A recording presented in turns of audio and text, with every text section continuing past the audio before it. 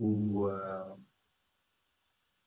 je partage avec vous les ABC de la création de l'entreprise. Alors, certains parmi vous ont peut-être, euh, ils ont déjà pensé à la question de d'avoir une entreprise. Euh, D'autres hésitent, d'autres ne savent pas que c'est la bonne option. Alors, on va commencer par répondre à certaines questions. Euh, Premièrement, pourquoi est-ce que c'est important d'avoir une entreprise? Très brièvement, je vais à dire que avoir une entreprise, c'est très important pour la seule raison et la simple raison que c'est la voie pour croître les richesses, c'est la voie pour développer euh, votre vie d'une certaine manière, euh, financièrement, encore aussi développer cette liberté de décider, de gérer non seulement votre temps aussi, mais aussi de faire des choses qui vous plaisent. Mais c'est tout un voyage. Avoir une entreprise, ça implique aussi des responsabilités. Donc, très important à comprendre. Donc, les motivations euh, peuvent être différentes, allant de la liberté financière à l'autonomie, au besoin d'avoir des choix, peut-être aussi à la question de vouloir gérer sa vie comme l'on veut. Ça, c'est vraiment quelques extraits de raisons pour lesquelles une personne ou une autre voudrait avoir une entreprise. Déjà, pour ceux qui hésitent, euh, voilà la raison. Alors, par quoi commencer quand vous avez une idée ou quand vous pensez que vous voudriez avoir une entreprise, mais que vous ne l'avez pas? Tout simplement, l'ABC et les choses à comprendre, je vais segmenter en trois grands points. Le premier grand point, c'est la partie d'abord sur laquelle vous devez réfléchir sur l'idée. L'idée est essentielle. Alors, les trois grands points sont l'idée. Votre réflexion doit être portée sur l'idée et puis ensuite sur les capitales et l'idée et puis ensuite sur les capitales et après euh, sur les compétences. D'ailleurs, on irait changer de l'idée à la compétence et puis au capital. Vous pouvez avoir les trois éléments, les trois ingrédients vous-même, c'est une bonne chose, mais même si vous ne les avez pas, vous pouvez faire le partenariat avec d'autres personnes. À supposer que vous avez une idée, un très bon projet, mais vous n'avez pas les compétences. Une bonne idée pour mettre en place une organisation qui fait des savons, mais vous n'avez pas les compétences. Vous pouvez faire du partenariat avec les gens qui sont experts dans ces domaines-là. Ça, c'est valable dans n'importe quel domaine. Et troisièmement, les capitales, c'est beaucoup de choses, mais on peut dire que déjà l'argent, c'est un capital. L'argent, c'est du capital financier, mais il n'y a pas que ça. Il y a des gens qui peuvent collaborer avec vous juste parce qu'ils ont du matériel, ils ont des choses, ils ont des contacts et des connexions. Tout ça, ça compte beaucoup. Et donc, l'idée, la compétence et le capital. Parlant de l'idée, la première chose à laquelle il vous faut penser quand vous voulez commencer votre entreprise, c'est qu'est-ce que je vais faire? Qu'est-ce que je vais produire? Je vais, quelle solution j'apporte? Parce que il faut toujours vous rappeler de cette chose. Si vous voulez entrer dans un marché quelconque, en entrepreneuriat en tout cas, et qu'il n'y a rien de plus que vous allez apporter dans ces marchés, euh, les différentes les choses qui existent, c'est que vous n'avez pas vraiment une raison d'être. Vous devez évaluer votre idée dans le sens où l'idée répond à un problème, l'idée résout une situation problématique de votre marché, d'une certaine catégorie de clients, haut de gamme ou alors globalement les autres clients. Et donc, très, très important. L'idée, c'est les départs. Et euh, il y a une habitude qui est chez beaucoup, beaucoup de gens qui se lancent, qui commencent en entrepreneuriat, c'est que souvent, vous allez avoir des idées d'excitation ou d'application ou de je ne sais quoi qui viennent de l'inspiration, vous avez vu peut-être dans un film ou juste vous avez entendu parler, mais c'est un problème. Mais c'est un problème. Yeah, je peux prendre, il n'y a pas de souci. Yeah, merci beaucoup. Um, donc, l'idée vient d'un film ou alors quelque chose que vous avez entendu. Faites attention. Euh, les départs, les ABC, quand vous avez une quelconque idée que vous voulez et vous devez appliquer, il faut vous dire que cette idée doit en fait répondre aux problèmes de votre audience, aux problèmes des clients. À supposer que vous êtes au fin fond dans un village africain et puis quand vous voulez commencer une entreprise, vous commencez par euh, faire coder une application dating app, une application de rencontres, une application pour rencontres pour comment dire courtoisie. Ça n'a pas de sens. Quand vous vivez dans un environnement où vous faites l'agriculture, réfléchissez selon les contextes donc de votre audience et surtout du marché auquel vous voulez proposer votre solution. Donc, l'entrepreneuriat, c'est la question de solution. L'idée est la base. Notez vos idées, mettez en place les points et commencez déjà à construire un projet d'abord à cette phase-là. Et puis, ne traînez pas. On a parlé du deuxième bloc, c'est celui des compétences. Alors, euh, il est recommandé, si vous avez des compétences, par exemple, euh, vous comprenez un domaine que vous comprenez mieux, si vous vous lancez dans ce domaine-là, vous êtes susceptible d'avancer. Et si vous avez de la passion par rapport à un domaine quelconque précis, il est probable que vous allez continuer même avant que ça ne vous paye, ça ne soit rentable, parce qu'il y a ce qu'on appelle en entreprise la phase de transition. Et donc, cette période de transition, c'est la période où, après avoir pris l'action de commencer et avant d'avoir fait des bénéfices et très rentable, cette période-là, c'est la période de transition. C'est-à-dire, c'est la période où vous devez tout donner, d'ailleurs, mieux le faire et vous ne voyez pas de résultats. Cette période de transition, c'est la période la plus critique. C'est comme la période où des décollages de l'avion. Et je vais d'ailleurs revenir sur ça. L'avion, avant de décoller, il est démontré, d'ailleurs, il a été démontré que l'avion consomme plus de gaz dans la période juste après à l'image de l'avion et avant décollage que les gaz qu'il va consommer le long de son trajet. Plus de gaz sont consommés dans la période juste avant décollage. Et c'est la même chose en entrepreneuriat. Donc, quand vous lancez votre entreprise, sachez très bien que c'est la même chose. Alors, je vois que la lumière n'est pas vraiment bien. Alors, je vais utiliser mon téléphone si ça aide. J'espère en tout cas que ça aide, mais j'aime pas les réfléchir derrière. Mais bon, on y va, on va essayer de voir ce que ça va donner. Comprenez, comprenez, la lumière n'est pas suffisante. Alors, il disait l'avion consomme plus de gaz juste dans la période après allumage et avant décollage que tout le gaz que ça va consommer pendant les trajets de son vol. Donc, très, très important à prendre en compte, chers amis. C'est la même chose en entrepreneuriat. C'est-à-dire, quand vous entreprenez, euh, c'est au début. C'est dans la période ici de transition. C'est dans la période là que vous avez besoin de tout donner, de donner avec grand effort et sans avoir même la garantie de réussir, sans avoir la garantie que ça ira, que ça va marcher. Mais vous devez donner tout. Et vous devez avoir les bonnes personnes à bord parce que c'est la période critique. C'est la période très, très critique. Donc, dans cette période-là, euh, il faut tout donner. Il faut tout donner. Il faut tout donner. Si vous avez les mauvaises personnes à bord, eh bien, c'est là que l'on tombe. Et c'est là où il faut s'assurer franchement qu'il n'y a pas d'excuses. Il n'y a que les résultats qui comptent.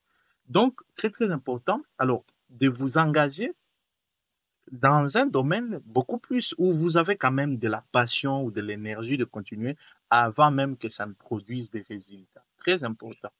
Et vous avez déjà l'idée, vous avez en place les compétences dans ce que vous voulez faire parce que, souvenez-vous, on a proposé un projet pour commencer une entreprise. Mais après ça, vous avez besoin, besoin de, disons, des compétences. C'est-à-dire, vous avez besoin de, comment dire, euh, de savoir la solution.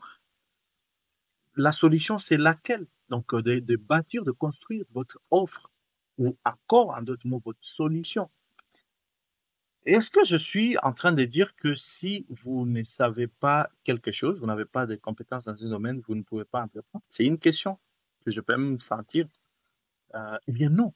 Vous pouvez entreprendre même dans un domaine où vous n'avez pas de compétences. D'ailleurs, l'histoire a fait beaucoup de preuves. Steve Jobs, le fondateur de Apple, et de l'entreprise Apple, n'est pas vraiment un informaticien. C'est un informaticien de dimanche. Il n'est pas vraiment un professionnel designer. Tout ce qu'il avait, c'était du génie marketing et ce sens-là de comprendre très bien les concepts de design. Tout ça. Et il a fait partenariat avec un ami. Il l'a rencontré, Steve Wozniak, qui lui était bidouilleur, mais n'avait pas les projets, n'avait pas les idées qu'avait Steve Jobs. Donc, c'est très important.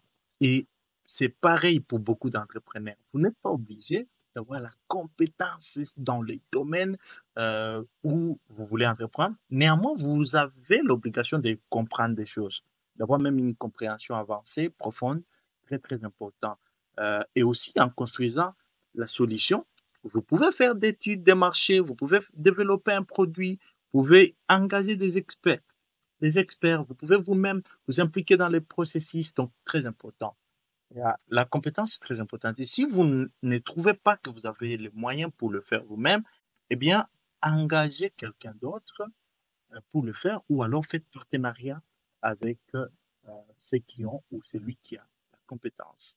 Troisième point, troisième bloc très important, très essentiel pour commencer, si vous avez l'intention de commencer votre entreprise, c'est réfléchissez au capital. Alors, le capital, c'est quoi? Les capitales. Quand on dit capital, eh bien, c'est juste un moyen qui va vous permettre de commencer, un moyen de départ ou un moyen de fonctionnement, un moyen de comment vous allez fonctionner. Les capitales est très important, mais quand on dit capital, il faut entendre une série des ressources. En général, on parle de fonds, c'est-à-dire l'argent est très important. L'argent n'est pas tout ce qu'il faut pour entreprendre. L'argent n'est pas une condition sine qua non pour entreprendre. Non, on peut commencer sans argent, c'est-à-dire on peut débiter sans argent et attirer l'argent. Parce que, comme le français, l'ancien président français l'avait dit, Nicolas Sarkozy, ce n'est pas l'argent qui attire le projet, c'est le projet qui attire l'argent. Donc, euh, c'est votre projet et vos compétences qui vont attirer de l'argent.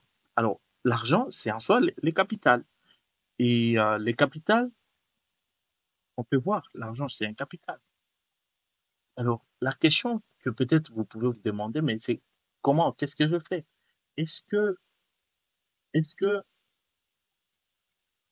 comment je fais pour avoir l'argent pour mon projet? J'ai un bon projet, j'ai de belles idées, mais j'ai pas d'argent. Il y a plusieurs manières de lever des fonds, plusieurs manières. Moi, je vais juste vous passer quelques éléments ici. D'abord, d'abord, si vous avez déjà l'idée ou votre projet en place et les compétences ou la solution, l'offre que vous voulez apporter dans votre marché, la chose qu'il faut faire pour trouver de l'argent, eh bien, premièrement, c'est ce qu'on appelle courir, c'est-à-dire aux early investors, comment dire, euh, les entrepreneurs, les investisseurs de départ ou de débit initial, ça veut dire assez souvent les membres de la famille, les amis, sont souvent les premiers investisseurs. En tout cas, dans la plupart des cas, recourez à eux. Euh, Ils sont les plus susceptibles de vous comprendre et peut-être de vous appuyer si vous avez des bonnes personnes. Et vous pouvez expliquer votre projet, expliquer ce que vous voulez faire et il y en aura peut-être quelques qui voudront prendre part. Beaucoup d'entreprises, en tout cas beaucoup, ont commencé comme ça, avec soit l'argent des amis, avec soit en collaboration avec des familiers. Ça se passe comme ça.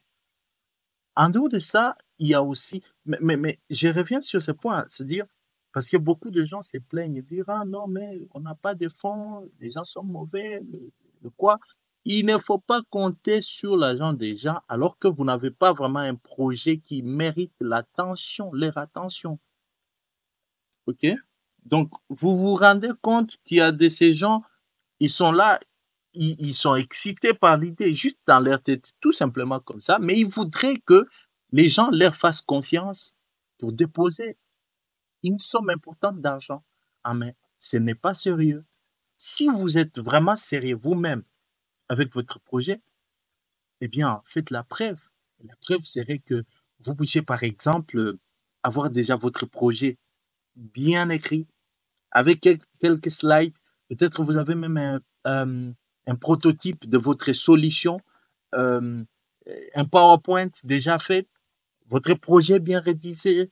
Si c'est un savon que vous construisez ou de l'huile ou du jus, peut-être avoir le prototype, vous avez produit les produits là. Et c'est sur base de ça que vous allez partir voir les gens pour lever la solution. Peut-être même leur distribuer ces quelques solutions pour qu'ils testent.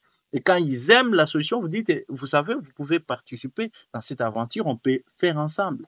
Mais cessez la salle les sales comportements ou comment dire, sale habitude d'aller à demander, quémander de l'argent juste comme ça, en l'air.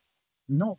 Et des fois, on abuse. Vous pensez que ce sont les gens qui sont mauvais, alors que, en fait, c'est vous qui n'êtes pas sérieux ou sérieuse. Donc, très important. Alors, ce que je vous demande de faire, c'est d'avoir votre prototype de produit ou alors votre projet bien rédigé avant d'aller voir ces gens. Deuxième élément ou deuxième moyen de lever des fonds, il y a ce qu'on appelle les business angels. Euh, c'est des gens qui peuvent aussi vous, vous, vous appuyer d'une certaine manière. Il y a aussi juste tout simplement les investisseurs. Il y a des maisons qui font faire des concours pour faire passer aussi des pitchs où vous allez défendre votre projet et avoir des subventions, voire même des crédits, voire des fonds comme ça. Ça se passe, ça existe localement des fois, mais aussi en ligne. Donc, il y a toujours ce genre de choses où vous pouvez soumettre votre projet et avoir accès au fonds. Donc, à part ça, il y a les banques. Les banques sont un moyen aussi d'élever les fonds. Si vous avez un bon projet déjà et qui est prouvé rentable, viable économiquement et avec des indicateurs qui sont aussi socialement et environnementalement viables, votre projet, vous pouvez soumettre à une quelconque banque et votre projet peut être validé. Et surtout, si vous faites un kibé, faites-vous coacher, ça on le dit souvent, c'est très important. Euh, vous êtes soit un Kibé et vous pouvez développer un projet, faire vérifier par des experts sur la matière de votre projet, vos documents de fonctionnement, tout ça. Et puis ensuite, soumettez votre projet euh, à des banques. Il y a souvent des fonds de garantie qui sont dans les banques et parfois, beaucoup de gens ne les savent pas. Deux fois. Ou alors, si vous avez des garanties par vous-même, des documents, ou quel qu'il en soit, vous déposez, vous pouvez avoir accès à du crédit parce que l'argent est très important.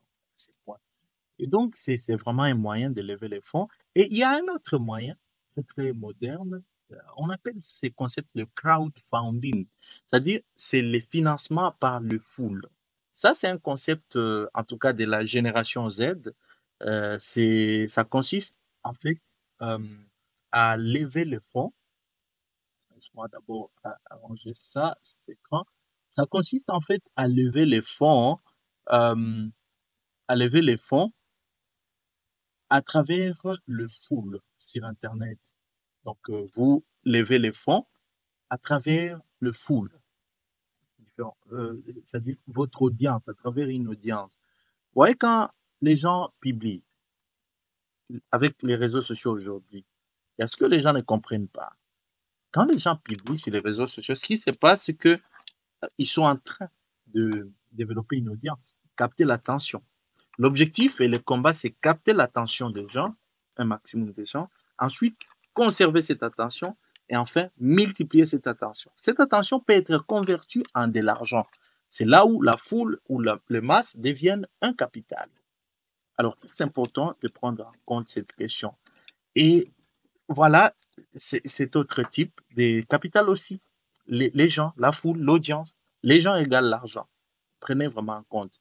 Alors, merci d'avoir suivi ces contenus.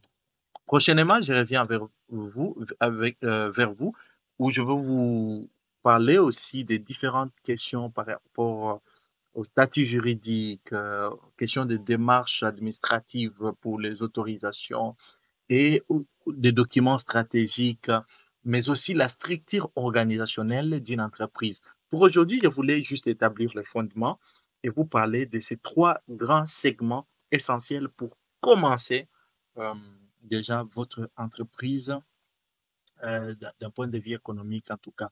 Voyez l'idée, la compétence et le capital. Merci, c'était Landry ici de Bossa Plus. Je vous remercie. Je dis ciao.